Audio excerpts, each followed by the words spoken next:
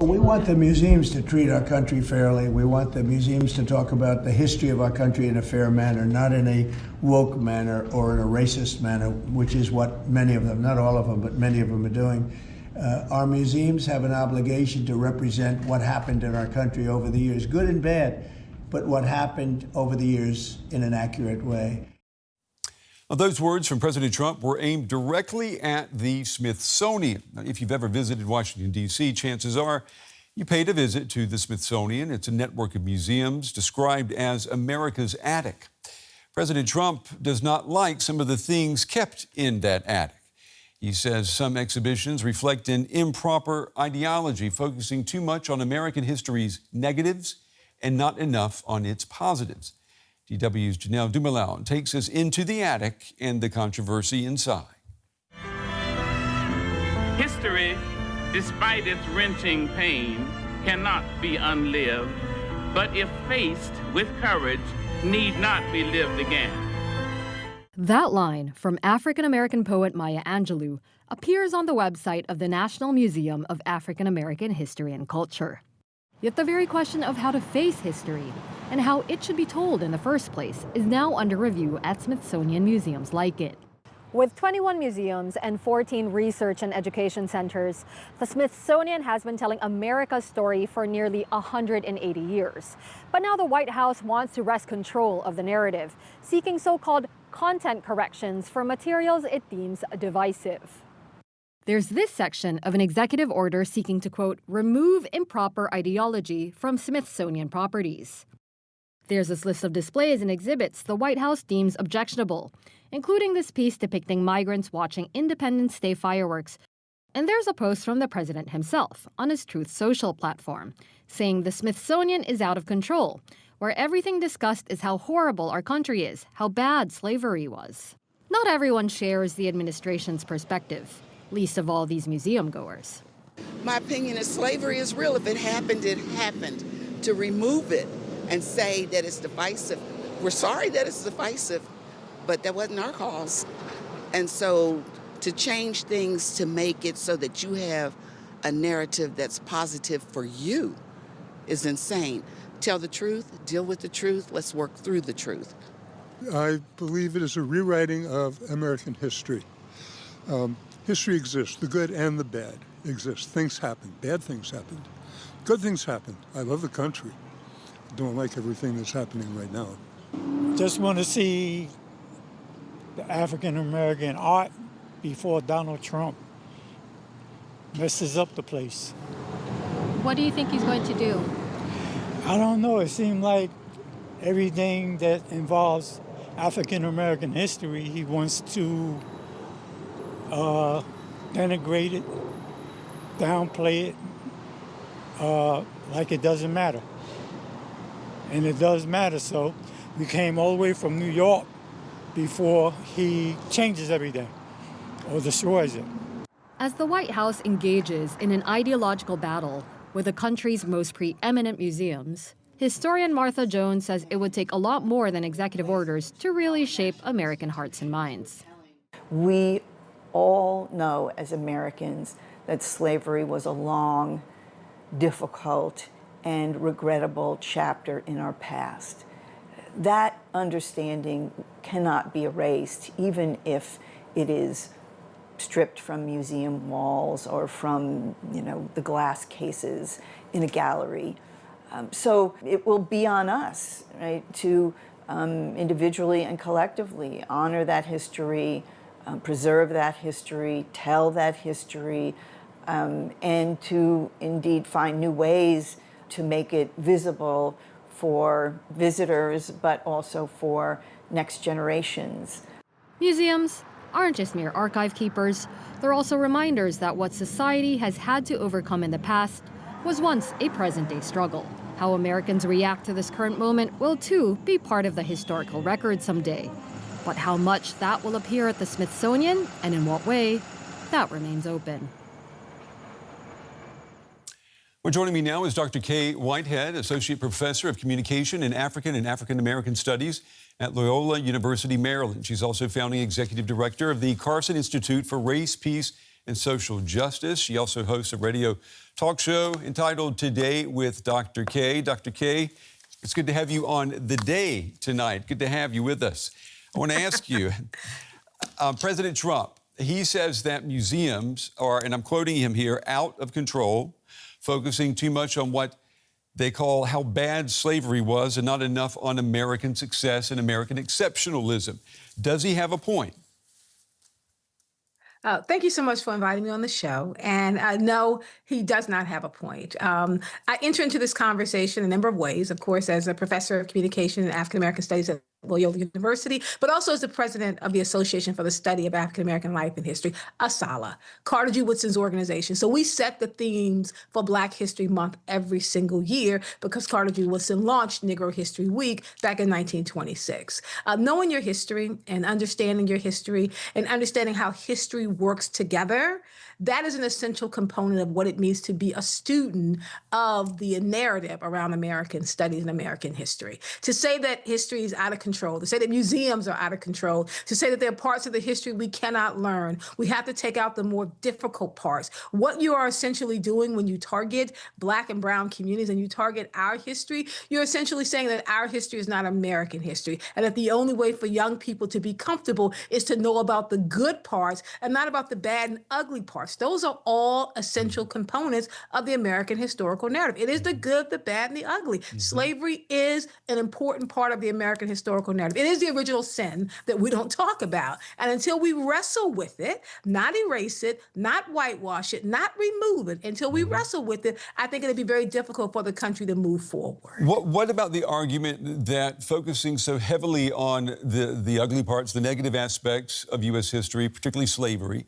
that creates a perpetrator-victim narrative that's divisive and that prevents us from moving forward? I mean, is there a danger in teaching a history that can leave, you've got some groups feeling like their ancestors were only victims, you have other groups feeling shame for the actions of their ancestors? I think when people teach history as a perpetrator victim mentality, using that narrative, that's not the proper and correct way to teach history. You tell the entire story. You talk about what it took to bring captured African people into this country. You talk about the tenacity. You talk about the wherewithal. You talk about the determination that was present in them to be able to withstand, survive, and thrive through the horrible period of American chattel slavery. You also talk about the people that were abolitionists.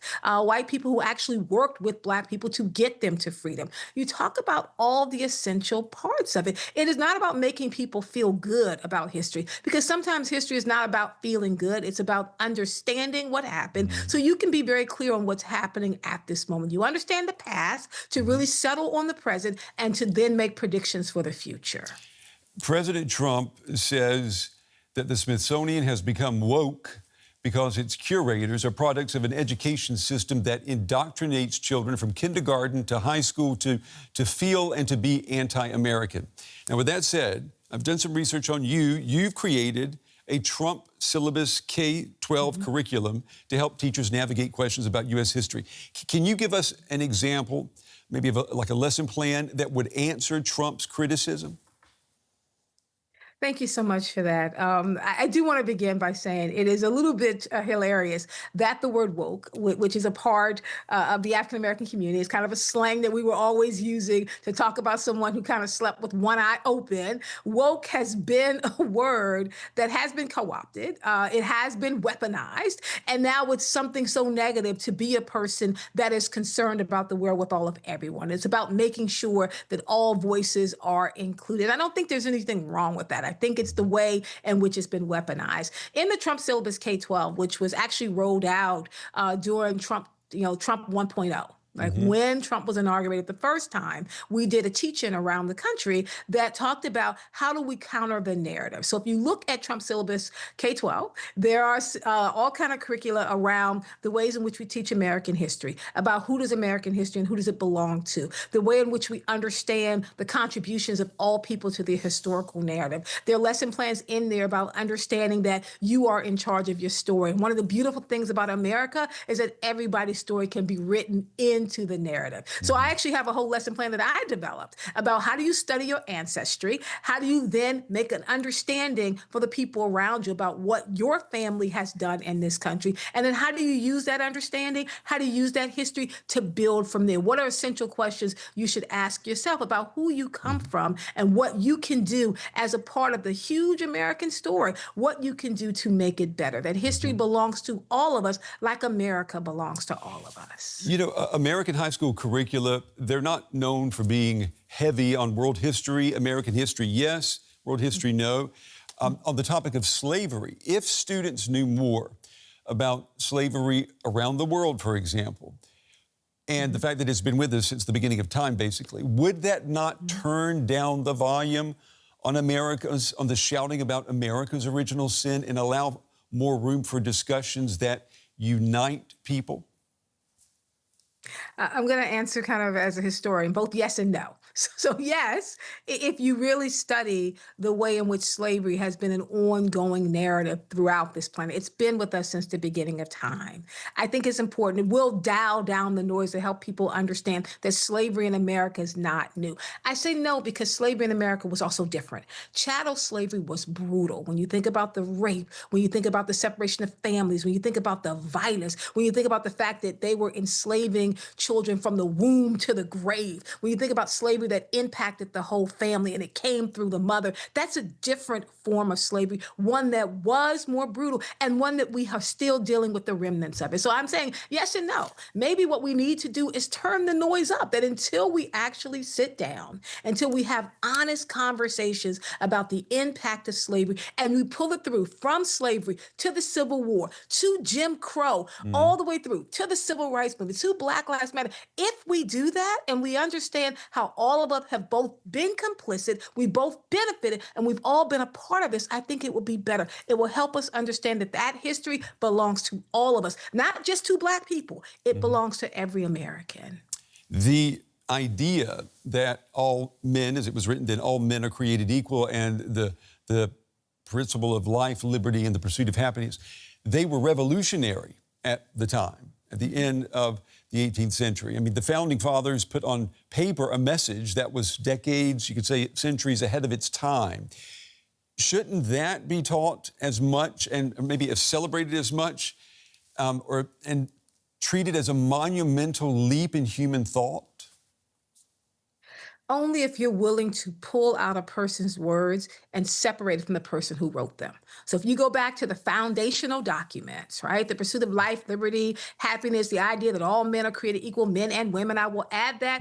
If you want to just look at that separate from the people who wrote it, I think it's very difficult. Then you're talking about an English class, just studying the words. But if you look at the pure application, you have to look at the fact that the people that wrote it, the so-called Founding Fathers, were very complicated. They were slave owners. They were complicit in the process. They were talking about men being equal and not bringing in women, men being equal but not bringing in Black people. Like they were actually holding people enslaved. So I think that pulling those two things together, something that was revolutionary, these documents that were ahead of time, but were written during time of real complication in America. That to me is actually the beauty of the American story, that we have these documents that we're trying to live up to, but we are imperfect. And the job that we do as Americans is that we work on the imperfections. We try to get to a more just and verdant society, knowing we're not there yet, but it is a goal that we should all have.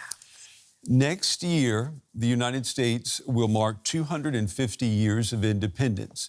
So let me ask you, Dr. Kaye, what should July 4th, 2026 look like in your opinion?